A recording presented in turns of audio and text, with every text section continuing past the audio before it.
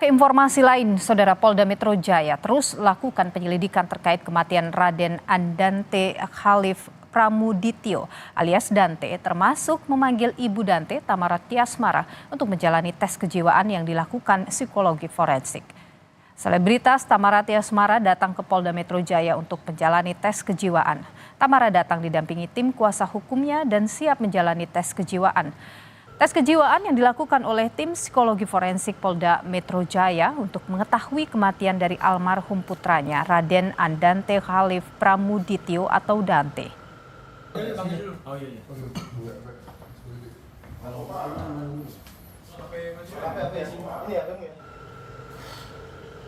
Saudara, polisi belum juga menemukan motif pembunuhan Dante. Pengamat hukum pidana Universitas Tarumanegara, Heri Firmansyah, menyebut bahwa motif tak penting lagi. Kasus pembunuhan Dante sudah terlihat akibat materialnya, yakni hilangnya nyawa seseorang. Polisi seharusnya fokus pada keterangan saksi yang diperiksa dan memungkinkan ada tersangka baru jika ditemukan bukti yang kuat.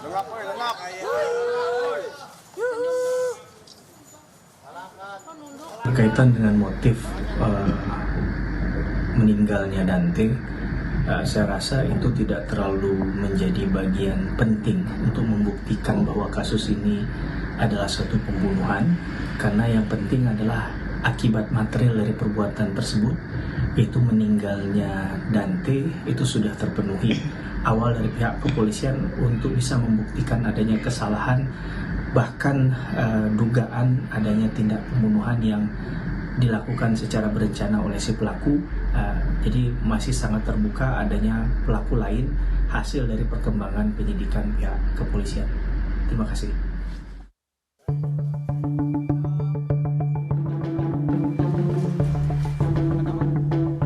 Polisi terus menyelidiki motif pembunuhan anak artis Tamara Tiasmara, termasuk memeriksa kedua orang tuanya dan juga pelaku. Jumat 17 Februari 2024, tim psikologi forensik dari Biro SDM Polda Metro Jaya dan Asosiasi Psikologi Forensik memeriksa Tamara selama 3 jam terkait keseharian almarhum putranya Raden Andante Khalif Pramudityo. Tamara membenarkan dirinya dan pelaku mendatangi kolam renang 5 hari sebelum kejadian untuk mengecek kondisi air dan fasilitas kolam renang tersebut. Jadi sempat survei kolam renang ya Tamara? Sempat tanggal 20. Itu hal yang wajar untuk orang yang kenal aku. Jadi mau main playground aja, aku harus cek dulu playgroundnya bersih apa enggak. Jadi apalagi berenang, itu hal yang wajar sih. Orang dekat aku tahu aku seperti apa. Oh, memang itu hal kamu ya. Dan tes sakit aja, obatnya per berapa menit harus saya catat ya. Sebelumnya, Selasa 13 Februari 2024, tim Asosiasi Psikologi Forensik Indonesia memeriksa ayah kandung korban Raden Andante Khalif Pramudityo, Angger Dimas. Pemeriksaan dilakukan untuk mengetahui motif terhadap kematian anak kandungnya. Saya terus akan berjuang demi anak saya. Yang pasti tadi informasi dari penyidik, ya saya minta sih seadil-adilnya, seberat-beratnya.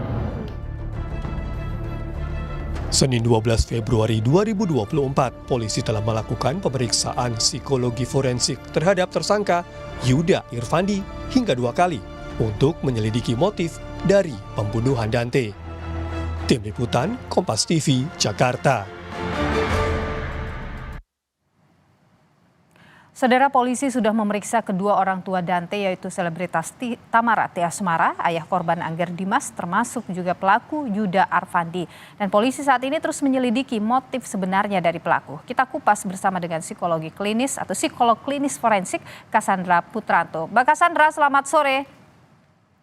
Selamat sore, Assalamualaikum warahmatullahi wabarakatuh. Waalaikumsalam warahmatullahi wabarakatuh. Terima kasih sudah bersama kami di Kompas Petang. Mbak Cassandra, kedua orang tua dari Dante ini diperiksa oleh psikologi forensik di Polda Metro Jaya. Apa sebenarnya mungkin yang ingin didapat atau apa tujuannya dari pemeriksaan seperti itu? Pada dasarnya psikologi forensik itu adalah sebuah cabang ilmuwan yang memang ditujukan untuk membantu dalam proses pengadilan dan peradilan. Nah, dalam hal ini ketika diminta untuk melakukan pemeriksaan di dalam sebuah kasus yang kita sedang bahas saat ini adalah kasus pembunuhan, tentu diharapkan bahwa hasil laporan dari psikologi forensik ini bisa membantu membuat terang perkara. Nah, perkara ini bisa menjadi lebih jelas, lebih diketahui terutama dalam hal motif, lalu kemudian juga mungkin ada aspek-aspek lain seperti misalnya resiko keberbahayaan, dan yang paling penting adalah kompetensi untuk menjalani pemeriksaan, dan terutama adalah juga bagaimana mereka bisa menjelaskan tentang psikodinamika kasusnya. Ya, bagaimana kasus ini misalnya tadi sudah disebutkan ada pembunuhan, hilangnya nyawa. Nah, bagaimana orang-orang yang terlibat di dalam kasus ini memiliki kelayakan untuk misalnya diperiksa, untuk dalam kaitannya dengan kasus ini apakah bisa ditemukan motif, apakah memang bisa ditemukan bukti-bukti, apakah yang bersangkutan itu sebagai tersangka atau sebagai saksi atau sebagai korban. Oke, apakah Mbak Cassandra dengan pemeriksaan seperti itu bisa juga mengungkap keterlibatan pihak lain di situ? Betul, karena sekali lagi bahwa pemeriksaan psikologi forensik ini kan adalah memeriksa profil psikologis. Nah, di profil psikologis ini juga bisa menggali aspek-aspek yang tadi saya sebutkan, terutama yang jelaskan kompetensi untuk menjalani proses hukum, ya. Nah, itu ada aspek intelijensi, ada aspek emosi, aspek kepribadian, lalu kemudian motif apabila ternyata ada indikasi keterkaitan sebagai tersangka pelaku. Nah, dalam hal ini tentu berbagai data, informasi yang diperoleh dalam pemeriksaan itu bisa digunakan oleh pihak kepolisian untuk semakin membuat terang perkara. Oke, Mbak Cassandra, ini kan ada fakta lain yang juga diungkap, yaitu kalau ternyata Mbak Cassandra, ya, ini kan ada fakta lain juga yang diungkap bahwa 5 hari sebelum kejadian kematian Dante itu, ini sang ibu Tamara Tiasmara bersama dengan kekasihnya itu sempat ke kolam itu. Informasinya sih ia datang ke situ untuk ngecek suhu, fasilitas dan lain sebagainya. Itu hal yang lazim tidak dilakukan.